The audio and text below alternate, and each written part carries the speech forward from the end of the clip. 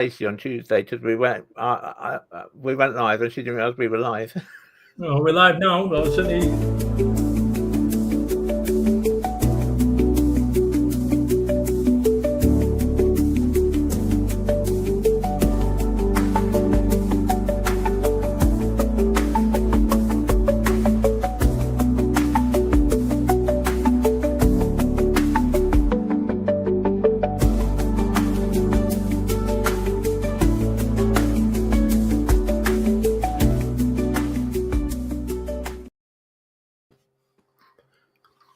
Well, good afternoon, everyone. Welcome to this live. I'm very, very pleased to have with me today Brad Burton, the UK's #1 motivational speaker. I've known Brad for a good number of years now. We've met in each other's space, and also, of course, I'm taking the opportunity to promote my new book, A Lifetime of Moments. So we're going to talk a little bit about books. We're going to talk a little bit about life. And doubtless, knowing Brad and myself, it may get a bit chaotic at times, but we're here to do that. And if anyone joining us has got any questions, then please just fire away. We'd love to take them. So, Brad, let's start with yourself. For those in my audience who don't know you, sum yourself up in sort of, You know what? This is always a difficult one. This when people ask me to do this. There's two sides to my life. The first half of my life was 4 years on benefits, leaving school with no qualifications, really not achieving much. Got addicted to drugs twice. I got shot at 21 and delivered pizza at 31.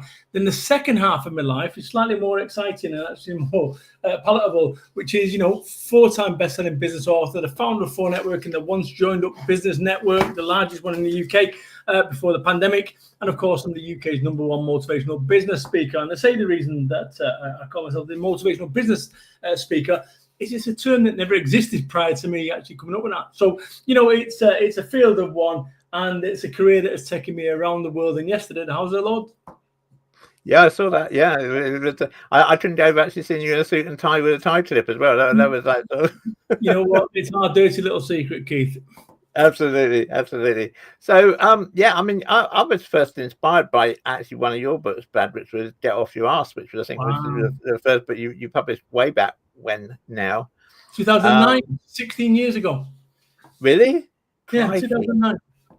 Wow. And so got inspired from that. Met you at a conference in Southampton, and we've sort of been in each other's business lives ever since. So, but yeah, so what inspired you to write your book in the first instance, Brad? When I wrote that book, Get Off Your Ass, I'd come from delivering pizzas, and I'd somehow managed to get myself into a position where I had a growing business. I don't know what it was at the time. Let's say £500,000 that I'd managed to generate a business from nothing. And I kind of documented. There was no books on the reality of running a business. Right, there was all vertical markets, hedge funds, and VAT. Where's the reality of what you've got to put up with when you run a business? Low sales, no sales. In my case, depression and a whinging wife. There was no book on that, so that's why I created it. And Get Off Your Ass really is, and it's lovely to see. If I'd not made it, you go, yeah, all right, lovely book, Brad. But I did. I kind of broke the mold about what a working class lad from Salford should and could and would be. And that's what it was about. It was about the honesty, the reality of going down the central column of your car, looking for tens and 5 pences, going to Coinstar machine over at Summerfield in the olden days to liquidise my assets and 70 quid worth of change. That was the reality of running a business, and it never existed prior to Get Off Your Ass. Yeah, no, I get that, because I know in my book, Lifetime Moments, I've mentioned about businesses that I've run, and been very careful to not just include the ones that have worked and the ones that have done really well, but the ones that have been a total flop as well. And for me, the biggest flop has to be Save with CDC, which seemed like a fantastic idea. I couldn't work out why no one was doing it, and I realised why no one was doing it because there's no demand for it. But I think sometimes it falls on all of us to recognise that hey, you know what, we picked a bum steer with this one and head in a different direction. You know what, Keith? I think I was just literally, before we got on this call, I was just thinking about some of the failures of my year in terms of the projects that never quite went anywhere, and it's never wasted. Anything that you do is ever wasted, right? So over the years, I've spent thousands. Probably my biggest thing that I do is spend tens of thousands, maybe £100,000 on creative design over my career. I'm a big on creative design, because what that ends up doing is it inspires you. And every time that you put an idea forward, or every time you do something, it's never wasted, and you can go back and there'll be elements. I mean, even looking at A Lifetime of Moments as a book, you look at that there and you think to yourself, a lifetime of moments, some good, some bad, some indifferent, but we've all had a lifetime of moments, every single individual. And I think that's what the book, from my perspective, is about. It's not just about your lifetime of moments, it's about everyone's. And I think that so many people think, I don't have a lifetime of moments. Yes, you do. And it's all relative. And what I mean by that is that some of my successes in my life, if I was to put them up against Elon Musk's, they're not really big successes. But in my world, they are. And I think that's what we need to do. We need to focus on our world, on our life. And it's all relative. Everything that we do is all relative. Yeah, no, I agree with that. It's interesting. I was talking to a business networking group, actually, about my book yesterday, face-to-face networking.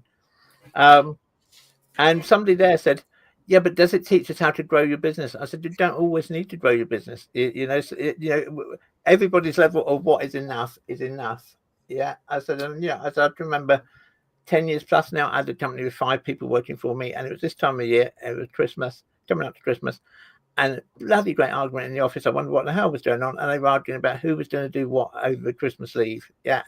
And I was suddenly like, this is not what I signed up to be an entrepreneur for. This is not what I wanted. And so over time, we didn't fire anybody. But as people left, we just didn't replace them till we got back down to just 2 of us. Get it? When you look at this whole situation, Life Business Just Got Easier, which is my book, my version of that, I think we've been sold a pup. I think we've been sold a pup that if you end up with a Rolls-Royce Phantom, and you've got a mansion, and you've got a swimming pool, and you've got this, that, and the other, that life is good. And I'm telling you something, people, if you get all that and your life is terrible, guess what? Your life's still terrible. Now, that's not to say that I wouldn't prefer more money than less, but I promise you, 52-year-old in my life, and I've realized that that's not what life is about. And success, as I see it, is about contentment. And that's the thing, that you can have your Rolls Royce Phantoms, but not everyone's got contentment. You can't buy that. You have to find it within. Yeah, I agree. And it's about making time for family too, isn't it? Because at the end of the day, none of us are going to ever lay on our deathbed saying, do you know what? I wish I spent more time working. Wish I spent more time in the office. Absolutely. It's times like this, Christmas, when you realise that that none of us are getting out of this alive, right? And I'll tell you what's amazing. I'm in my home at the moment, my 5-bedroom home over in Somerset, which is, for a working class lad who's come from a 2 up, 2 down. This is, to me, I've made it.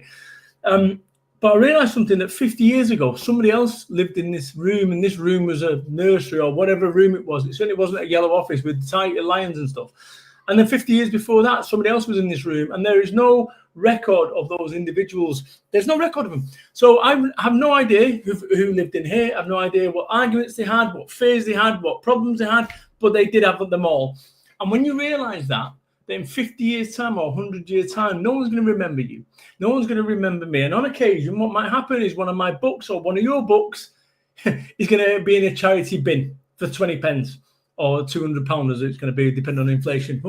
But you see the point is that somewhere along the way, that's the only record of us. So the only thing that really matters is now, and we are so focused on the future. What does the future look like?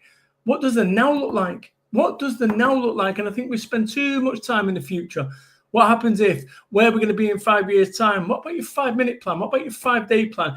And I believe that that's where people have got it all wrong. And the only time you realize that is when you've had it all wrong, which is, no, I totally agree, and great to see that that Luke just joined us. So great, Luke, good to see you here, and we're just talking about life, love, and everything really. So if you've got any questions you want to throw at us, then please do, because we're glad to take them.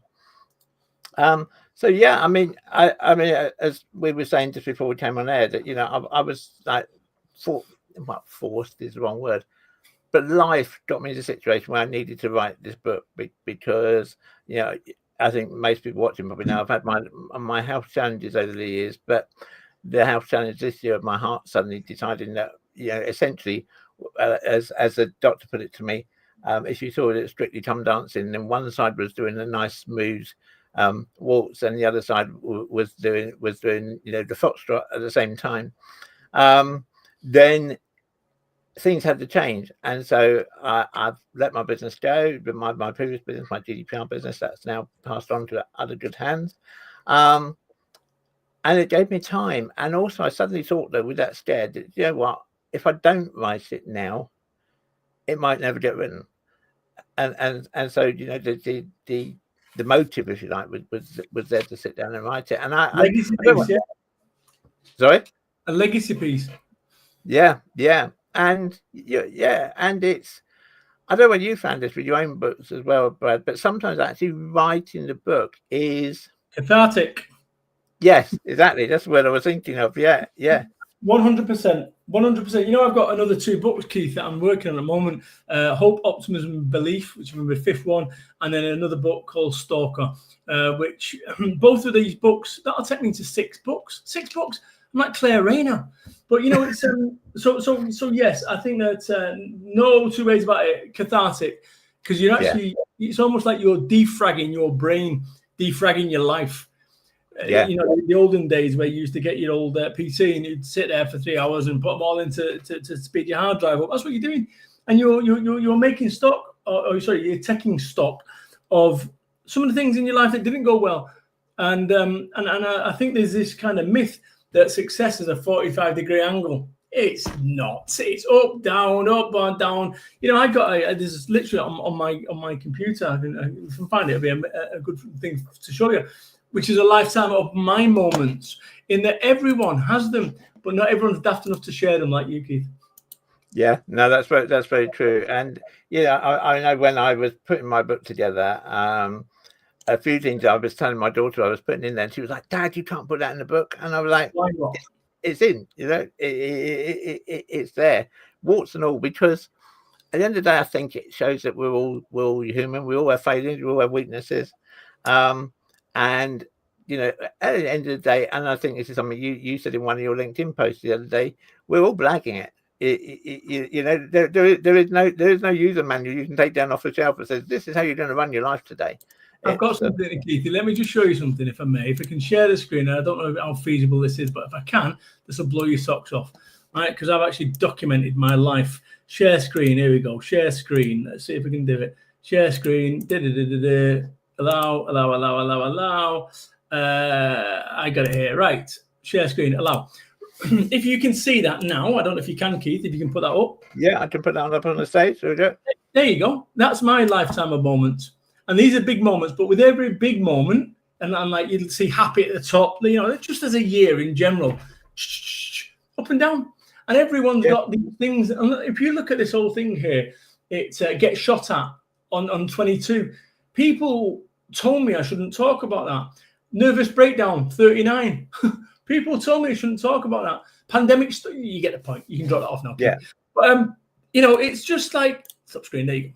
You know, so that's my lifetime of moments. And I think we all have lifetimes of moments, every single one of us. And like I say, not everyone's daft enough to share it. Tony. Absolutely great to see you here, Tony. If you've got any questions for either me or Brad, please just put them in the chat, because we'll gladly take them. We're about halfway through, so still plenty of time to take questions.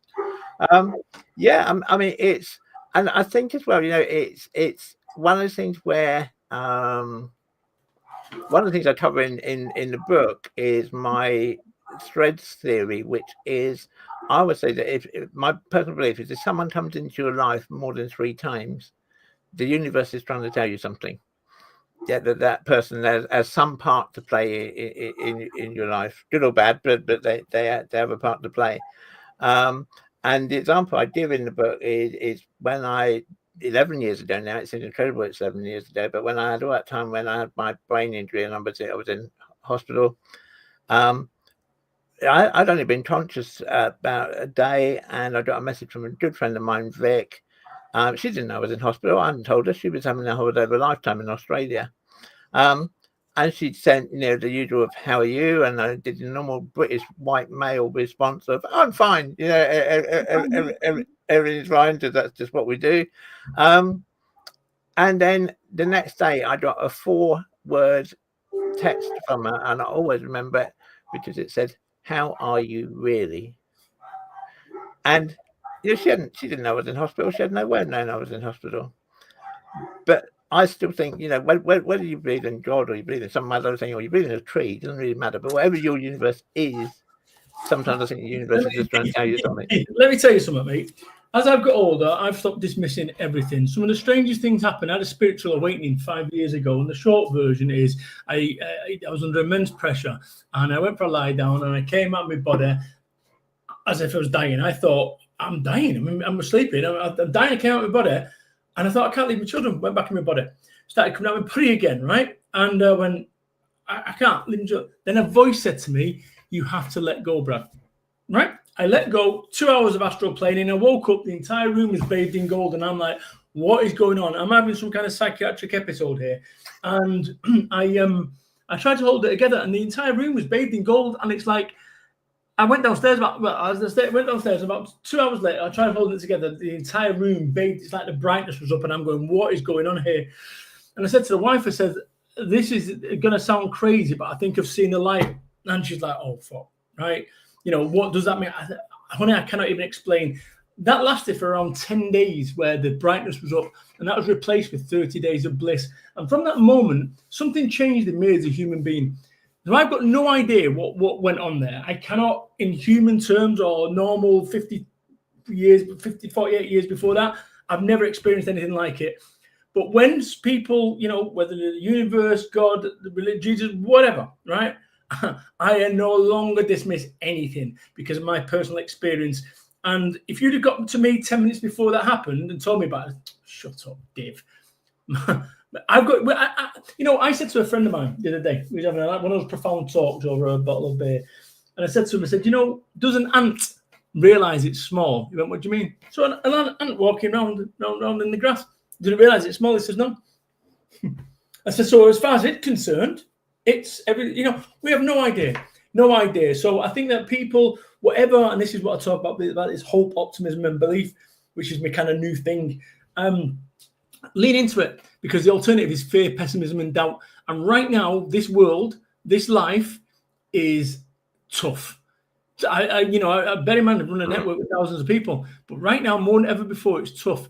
And if you focus on fear, pessimism, and doubt, you'll get more fear, pessimism, and doubt. And we get more of what we focus on. So my view is focus on hope, optimism, and belief. That's all. If that's all you've got, hope, optimism, and belief, it's enough. Yeah, I would 100% support that, because it's as I said to somebody yesterday in the meeting I was in. I said, a positive mindset might not always make things better, but a negative one will always make things worse. That's one of my quotes, don't you? That's one of my quotes, don't you, Keith? I do, yeah. Oh, good. I was just saying, I thought somebody else said that one, but yeah, it's true. It's absolutely true. And I think, you look at me with my stalker for the last 5 years, and obviously your audience might not know what I'm talking about, but I've got a female stalker who's now in jail. Google Brad Burton stalker. But the point is that was someone that came into my life, and you go, you know what? Nobody could say, well, that's for the better. Keith, the reason that you and I are talking now is because 30 years ago, in a month's time, I got shot at, and I moved away from Salford and moved to Somerset. I then went on to, start a business and So we have no idea of anything that's terrible in our lives. We have no idea where it kind of funnels us. No, that's so true. It's and I think in a lot of ways it's probably just as well we don't, because if we all knew what was around the corner, we'd never go around the corner. Keith, I'm stealing that one. Is that in your book? No, it's not. No, I've literally just coined that one, but you know that one. Yeah. But yeah, I mean, it's I mean, one of the reasons I talk about my book, Lifetime of Moments, is because the only thing we're certain of is the moment. Is where we are now. Yeah, and again, one of the things of because I suppose, the only certainty in life, isn't it, is one day we'll die. That's what every single one of us has in common. And so it's about making the most of what you've got, and making the most of each day. And I mean, the example I give in the start of my book is that I I believe that life is playing a big game of poker, and every day you get a fresh set of cards. And some days you'll get a royal flush, and other days you'll get a pair of twos. But whatever it is, you've got to play that card. You've got to play those cards today. Yep. That's the chance you've got. You can't go back to the dealer and say, "Give me another hand." It doesn't work that way. I think it's about acceptance. There's been times in my life where the problems come from your life is where you try to go back to a time and a place that no longer exists. And that's where so many people, let's me be quite clear. I was running 5,000 business networking meetings across the UK. I was the man. But guess what? I don't run 5,000 business networking meetings, and I'm no longer the man. But I don't need to be the man. It's about what you do. And this is the bit. But if I was trying to go back to that time and place, and this is where so many business owners, you've had a run. If you've had a business and you've done something with it, whether it lasted 1 year, 5 years, or 10 years, you did something that most people never do. So what you've got to do is you've got to be thankful for everything that you've achieved. And, I never got a Rolls Royce Phantom. I never did. But I've got business owner friends that have Rolls Royce Phantoms, and that's their version of success. But what you need to do is find your version of success. What is your version of success? There was a time when I could go to the best hotels in the world, and yet I wouldn't go to the best hotels because I wouldn't fit in. I'd have to conform to fit in.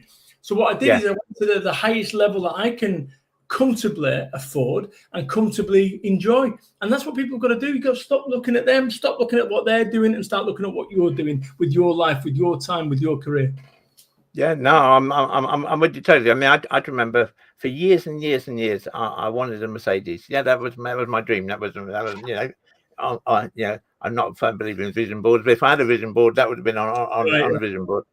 And then I got one. And the first week it was great. I drove around seeing all my mates and I sort of look what I got. Yeah. And then it just became the car. Keith, there you go. My BMW i8. There we go. I remember that. Yeah. It's the same situation. I remember I got my i8 and I remember having buyer's remorse that first night. Buyer's remorse. That first night, a big anvil of what have you done? And then actually, you're right, 3 months, 4 months, 5 months of it. But what you end up doing is you end up spending your time showing people your things. That's where the buzz comes from. No. So I think as you've got to do it to then realize that it's probably not for you, but because you're almost chasing a like a stick with a carrot, something that can never be attained. So enjoy the now, enjoy the car that you have right now. When you get your new car, enjoy it then, but don't look beyond that. And I think that genuinely, that's what I would say to people. Don't look beyond where you are. See, what it doesn't mean about having a goal, but right now was once there that you wanted to get to. It's now here, and now you want to get there again. Well, hang on, we're here. Is where you wanted to get to. It's crazy. Yeah, that's right.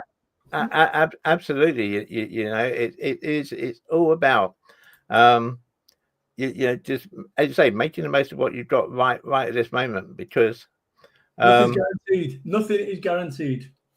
Absolutely. I'm just going to do a quick plug. So if anybody's watching, to scan QR code, then buy a copy of my book, A Lifetime of Moments. Just to say, actually, as well, for the next 2 weeks until Christmas, now it's on special offer on Amazon. It's normally $16.95 and it's now $11.95. So you've got 2 weeks for people to buy it at that price. But I'm conscious we've got our two people watching who joined the chat here, Brad. So I'm trying to encourage them in conversation. So Luke, Tony, come on. One of you must have a question that you want to ask either me or Brad or both of us. Because we've got about 5 minutes to go. So if you have got a question, now's your time to slot it in. Either that or we're just talking like two people in a lift. But it's I think, like I say, Keith, I think with all this, none of us are getting out of this alive. None of us are getting out of this alive, my friend. And I think that it is, you talk about the people that impact, positively and negatively. I've kind of got it into my kind of what I'm about. Is it's almost like, I'm a computer gamer. It's almost like you encounter a quest giver, somebody who gives you an opportunity and you can take it or leave it. And hopefully what I've done throughout my career with the networking is I've given people opportunities, and I've given people opportunities, connected people to wider networks and lives and businesses that they've never been connected to. And I think that's one of my achievements, that whatever happens here and in, You know what? That I can always go back when I'm hopefully, in my convalescent home, looking at that achievement that was for networking, because we did change the way that networking is done. And one of my biggest achievements, or one of the things that really gives me life, is when I see now people doing 3 one-to-one appointments in group time, and I thought, yeah, go on, or the Rio system, all these systems that I created from a networking perspective that continue in some way or form to a lesser or greater degree. Great. So the networking scene was exactly what it's doing, and I'm going to be doing something new as well in 2026. Where my intent is to be as wonderfully positively disruptive in 2026 as I was in 2006. A question there for you, I think, Brad, from Luke, which is, did Tiger Bread ever sponsor you? No, but we did talk to Lurpak, and we was quite far on in getting sponsored by Lurpak, but it never quite happened. And then one from Tony, I think, which is for both of us, is what is one thing I really didn't put in your book that you wish you had? I'll go first if you want on that, Brad, because something that came up the other day, which I thought, I didn't put that in the book, was we had a question at a networking meeting about what was the strangest thing we'd ever either had in our car or towed behind our car. And it reminded me of when I used to run a sex toys business called Love Tickle, which doesn't exist anymore, but was there. And our big selling thing was pole dancing poles. And it was this time of year, and the distributor didn't get them to us in time. So I took the car and loaded as many as I could into the car. And I still to this day wonder what would have happened if the police had stopped me on the way home. Was that I would explain having 15 pole dancing poles in my car. But what about you, Brad? What's the one thing you? So, listen. I look back through my books on occasion, inspiration, and kind of look there. There's many people who are no longer in my world that I included within those books. And, it's fascinating to look back at that and think, this is what life's about, that not everyone's supposed to stay in it forever. Right. And this is the bit I think when, when I've had great friendships which were formed as a result of the network and so forth, and I'm no longer friends or in contact with those individuals, it saddens me. It does sadden me. Right. But then your flip side is, guess what? You're not supposed to. This is the only person that has ever seen my life from top to bottom is me. The only person that's seen your life from top to bottom is you. And we see the world differently. Two people can see one thing, exactly the same thing, and look at it completely differently. Wifey and I, she's one of the smartest operators when it comes to seeing gaps where I don't. And I look at something, I go, and then she'll come through, boom, because she's looking from a different angle, and she'll see something. And I think that was the lesson for me throughout all this. And I didn't realize that at the time, because I'm a man of my word. I'm very loyal, and I if I say I'm going to do something, I do it. Not everyone adheres to that same kind of rule set, but guess what? They're not supposed to, because they see the world completely differently. Wherever this rule set comes from is completely different than most people, based on my life, based on my experience, and based on so forth. So in answer to the questions, I just, looking back now, it kind of saddens me that not everyone makes it, but equally, on the flip side, you're not supposed to. And as you move your circles, yesterday, House of Lords, right, with the Small Business Commissioner, as high as you can get in the government, like genuinely for small business. I was with the individual yesterday in chat. I can't still associate with my friends over in Salford from 30 years ago in the same way that I once did. So in order for you to develop, you have to change circles, and on occasion, that's going to be quite painful. And on occasion, you're going to look back and go, "Oh, well, that shouldn't have been. It could have been. It would have been." But you can't. All we can do is go forwards. Absolutely, yeah. I'm conscious we're into our final minute, Brad. So, if people want, well, let's put that slightly differently. What's 2026 got in plan for Brad Burton? My intent isn't to work so hard, because I've realised that when you reach my age, I can work in burst working now, right? So my glory years are for networking, 200 miles, 400, 500 miles a day, 40,000 miles a year, 3 meetings, phone calls, driving, so forth. I've not got that about me anymore. But what I have got is I've got 4 hours of intensity, 2 in the morning, 2 in the afternoon, and that's what I'm going to do. So I'm going to take it slightly easier, but work with intensity, whether it's my mentoring clients, whether it's my team building clients, or my corporate clients, whatever it is. But I'm going to do that. I'm going to keep some less miles on my metaphorical clock for 2026, I think. Yeah. No, I think that's good thing to do, and yeah, for myself, I mean, obviously, I'm hoping this book will do really well. And I'm actually already planning the next book, which is actually going to be on how this book came about and you know, the benefits of writing the book, because again, I think it's something that people don't talk about enough. That people talk about, you know, the benefit, obviously financially, of writing a book. Yeah, hey, we all hope to do that, of course, but it's about far more than that. It's about you know, as we said earlier, the cathartic value of writing it. That actually, and also I found, looking back, there were certain closets that I was sure I'd slammed the door on, but in fact the door was still a little bit ajar. Yeah, and you know, that again was hard to write, but at the same time I felt it needed to be there. Just you know, I think the final thing I'll say on this one is burn the boats, not the bridges. And that's what, over the years, I think, you know, there's people, like I said, the nature of my career, 15, 20 years of being on the road, you know, met people from every walk of life from around the UK. I reckon I genuinely reckon I'm the most networked person in the UK. And I'm not just being dramatic there. Nobody's had more one-to-ones than me. Interesting, there's my full networking badge that I have with pride. And that there's got 1,000 networking meetings. It's got Mr. Brad Burton. So I've done 1,500 networking meetings, 3 one-to-ones. So do the math on that. 3,500. 4,500 one-to-ones. 4,500 Manchester math. 4,500 one-to-ones. So, you know, I've got to see people from all walks of life, and that has served me beautifully. Plus the stages that I spoke on. So I really do believe I'm the most networked guy. And I will say to you right now, as I just said a second ago, burn the boats, never the bridges.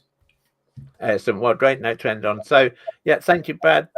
Thank you for those who joined us. And if you're watching the replay, obviously, you know, do leave comments on the replay post as well, because we do read all the comments. We may not be able to get back to them all, but we do read them. So, thank you very much, Brad. And for everyone watching, happy Christmas and have a great 2026. Cheers, Keith. All the best, people.